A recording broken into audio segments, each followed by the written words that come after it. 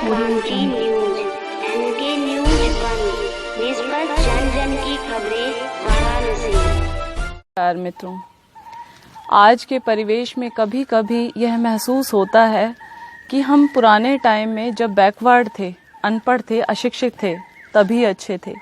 आज जितना ज़्यादा साइंस तरक्की करती जा रही है, हम उतना ही परेशान और दुखी होते जा रहे हैं।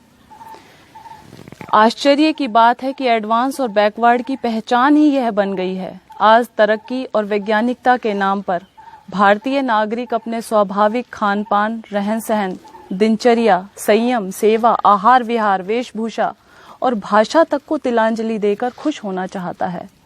वह गुलामी की प्रवृत्ति का शिकार होकर विदेशी संस्कृति को जल्दी से जल्दी अपनाने में अपना गौरव समझ रहा है।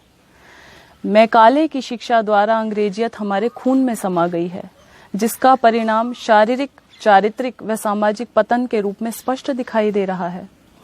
सर्वेक्षण करके देखें तो अनुभव से पाया गया कि सरकारी व निजी विद्यालयों में विद्यार्थियों का 90% धन और समय केवल अंग्रेजी की पढ़ाई में खर्च होता है, किंतु परीक्षा परिणाम देखने पर पता लगता है कि 90% विद्यार्थी अंग्रेजी में ही फेल होते हैं, जिसके कारण युवक आगे पढ़ने में असमर्थ हो जाते हैं।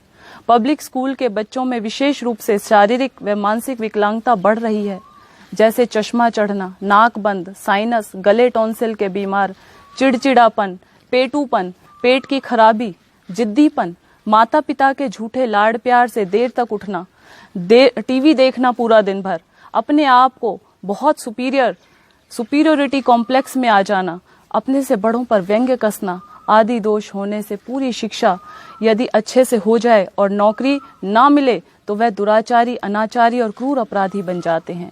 जबकि आज तक कोई युवक जो गुरुकुल और संस्कृत पाठशालाओं में पढ़ा हुआ है अपराधी नहीं बना।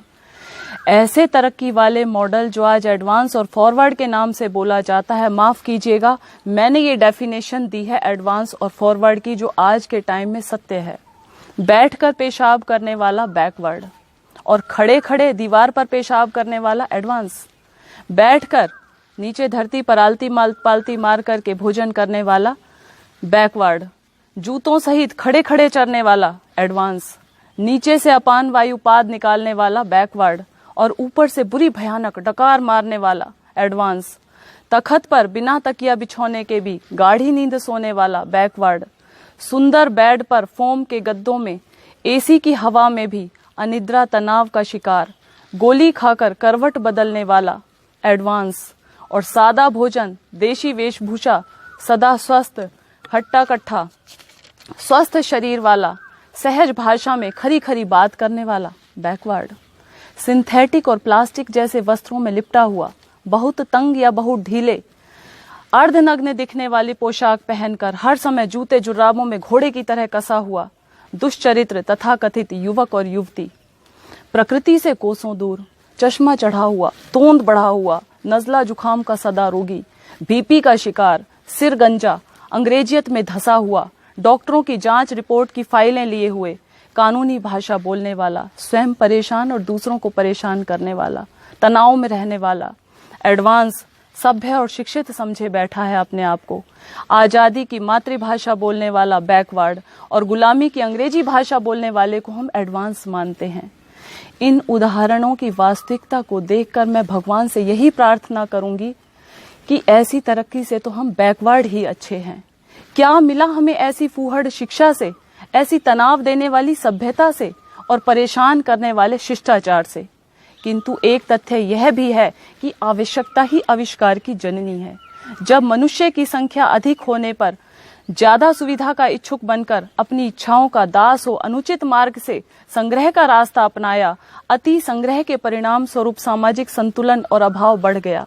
फिर एक दूसरे की आपस में प्रतिस्पर्धा और ईर्ष्या द्वेष बढ़ गए। बस यह चक्र आज का व्यक्ति पूरे समाज, राष्ट्र और अंतर्राष्ट्रीय स्तर पर फैल गया, जो विकराल रूप धारण कर रहा है। एक व्यक्ति दूसरे का शोषक बन रहा है, आदमी को आदमी खा रहा है। एक राष्ट्र दूसरे राष्ट्र को समाप्त कर सारी सुविधा संपत्ति अपने पास समेट लेना चाहता है। और यह तथ्यपूर्ण सत्य है, भस्मासुर की भांति हिंसा और संग्रह की प्रवृत्ति स्वयं शोषक और हिंसक को ही खा जाती है। आज के मानव का यह नारा ही मुझे चालाकी और धृष्टतापूर्ण लगता है, जो हर जगह लिखा होता है लिव एंड लेट लिव, अर्थात जियो और जीने दो, इसके भेदपूर्ण अर्थ हैं। सीधे शब्दों में पहले अपने पास जीने खाने के साधन खूब इकट्ठा करो और मनमाना खाओ पियो, और जब उल्टी वमन होने लगे तो बचा खुचा जूठन गरीबों शोषितों में बांट दो, और फिर फोटो खिंचवा करके डाल दिया जाता है अखबारों के अंदर। उन पर एहसान कर लो एक कवि के शब्दों में, बांटता है कंबल चमड़ी लोगों की उतार के, हज को चली है बिल्ली 900 चूहे मार के। जबकि हमारी प्राचीन वैदिक संस्कृति इसके बिल्कुल विपरीत सबको एक साथ सुखी बनाने की घोषणा करती है। तेन तैक्तेन भुंजिता मां गृधय कस्य स्विद्धनम, हे मानव तू त्याग पूर्वक भोग कर। इसका अर्थ है पहले बांटो, खूब बांटो, और उसके बाद जो थोड़ा बहुत बच जाए वह प्रसाद के रूप में भोगो। कितना विशाल आदर्श और जीवन का, जिसमें अभाव, तनाव और असंतुलन की गुंजाइश ही नहीं रही। इस प्रकार अपने जीवन को सदा शांत, सुखी और प्रसन्न रखते हुए शतायु 100 वर्ष जीने की शिक्षा दी जाती है। नमस्कार।